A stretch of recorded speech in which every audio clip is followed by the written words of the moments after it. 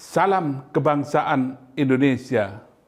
Pada video saya sebelumnya, saya bercerita tentang seekor keledai dengan seorang anak dan ayahnya. Kali ini saya akan bicara atau bercerita tentang seekor kuda. Seekor kuda yang dimiliki oleh seorang petani tua dengan istri dan anak tunggalnya, anak laki-laki. Cerita ini sangat populer dan tentu banyak di antara kita yang juga sudah pernah mendengar atau membacanya. Alkisah petani tua hidup di desa, tidak berlebihan tapi berkecukupan, mempunyai sebidang tanah untuk menghidupi istri dan seorang putra tunggalnya yang masuk usia remaja. Suatu ketika, kuda yang biasa digunakan untuk membantunya bercocok tanam, membajak tanah, tiba-tiba hilang, lepas dari kandangnya, dan tidak tahu kemana perginya. Tetangganya pada bersimpati kepadanya. Mereka bicara, kasihan Pak Petani, usianya sudah lanjut, tubuhnya sudah lemah, anaknya masih tanggung, belum cukup dewasa, sementara harta satu-satunya yang berharga membantunya bekerja, seekor kuda yang selama ini bekerja keras membantu tuannya, tiba-tiba hilang. Apa jadinya? Apakah sang petani bisa mengolah sawahnya? Semua ikut bersedih.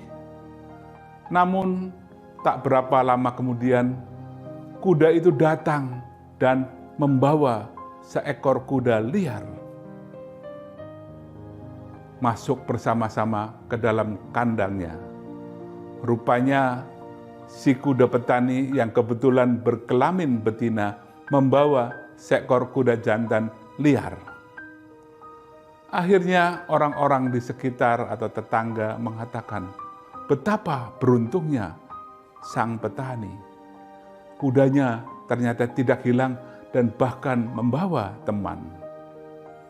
Waktu terus berjalan dan kemudian kuda itu sering diajak main oleh anaknya.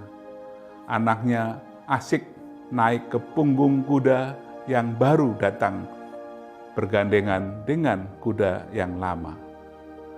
Namun karena kuda ini masih mempunyai sifat yang liar, tiba-tiba meringkik dan kakinya naik ke depan sehingga sang anak jatuh dan kakinya patah.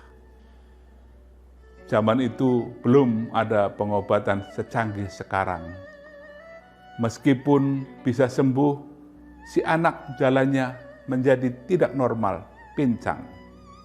Para tetangga kemudian juga ikut bersedih dan mengatakan kasihan petani punya atau mendapat kuda baru tapi membuat anaknya celaka dan sekarang anak satu-satunya yang diharapkan mampu membantu ayahnya jalannya tidak normal alias pincang. Semua ikut bersedih. Namun tiba-tiba kerajaan di mana orang tua itu beserta tetangganya hidup dalam keadaan perang. Dan datanglah utusan dari kerajaan untuk mencari tenaga bantuan untuk dijadikan tentara. Semua anak-anak muda yang berbadan kuat, pria-pria dewasa yang belum terlalu tua, direkrut menjadi tentara. Namun sang petani tua dengan anaknya yang cacat pincang tidak ikut terambil sehingga terbebaskan, tidak harus ikut berperang. Sementara banyak tetangganya yang harus merelakan suami atau anaknya untuk menjadi tentara membela negara. Para tetangga bergunjing kembali. Ternyata cacat yang dialami si putra petani itu justru membawa berkah, tidak membawa musibah. Kepincangannya atau cacatnya justru membuatnya tidak terpilih menjadi tentara.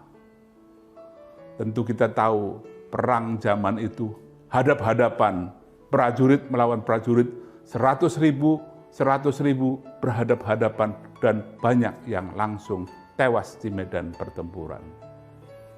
Tak lama kemudian, betul saja banyak putra-putra desa itu termasuk para suami yang tewas di medan peperangan demi membela negara.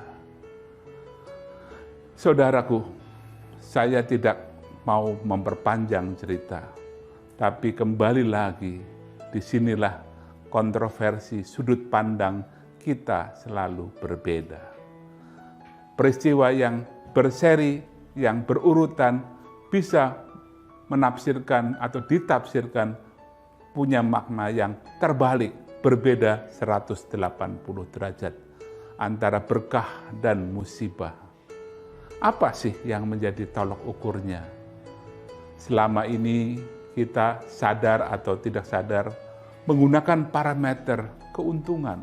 Apakah itu materi, apakah itu kehormatan, ataukah itu jabatan. Ketika seseorang tertimpa sesuatu, langsung dihitung berapa kerugiannya, berapa potensi yang hilang. Padahal kita bisa mengambil hikmah atau pelajaran yang mendalam dari setiap peristiwa. Apa jadinya kalau misalnya kemudian ada yang mengabarkan bahwa salah satu warga desa itu yang terpaksa harus ikut berperang ternyata berhasil menang di setiap medan peperangan dan diangkat menjadi jenderal atau panglima. Tentu pendapat orang desa akan berbeda sekali betapa beruntungnya keluarga yang anaknya diambil menjadi tentara. Atau kalau sang kudanya tidak hilang, tetapi kemudian tetap membantu petani dan kemudian petani itu bisa memakmurkan diri dan keluarganya karena hasilnya semakin berlimpah, tentu pendapat orang juga berbeda.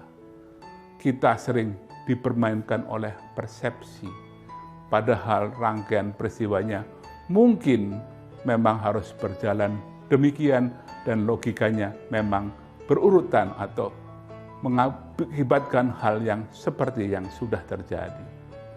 Kita hanya melihat untung dan rugi. Padahal meskipun keuntungan itu penting, tapi kadang-kadang kegagalan juga tidak kalah penting karena bisa menuntun kita untuk berjalan ke arah yang lebih baik, yang lebih benar, dan melatih mental kita untuk tahan bantingan.